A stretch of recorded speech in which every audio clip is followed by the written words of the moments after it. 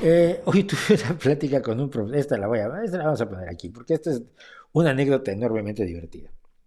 Una plática con un profesor de literatura sobre usted, él afirma que Susan Collins le plagió La Pequeña Guerra.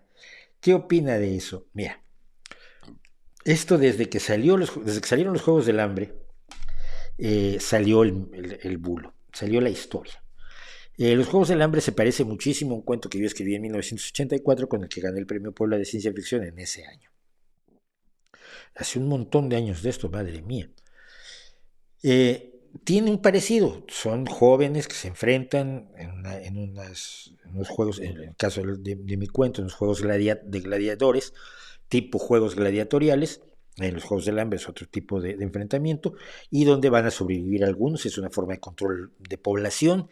La idea de los niños o los adolescentes, en este caso era cuando cumplías 13 años en mi cuento, cuando cumplías 13 años era la edad de la justificación, tenías que justificarte matando a X número de niños tú.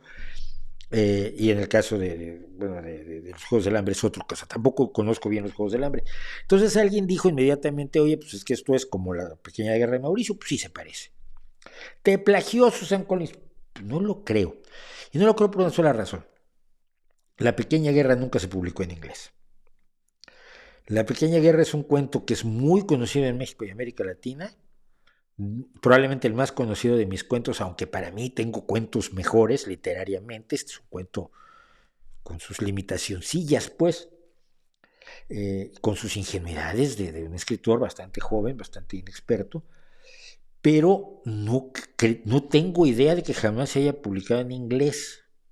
No tengo idea de que Susan Collins sepa español como para venirse a leer como para venirse a leer La Pequeña Guerra y fusilársela. Entonces, no lo creo, pero me divierte muchísimo que alguien lo pueda creer. No pienso iniciar, por supuesto, acciones legales para lo de La Pequeña Guerra, pero me divierte, ¿no?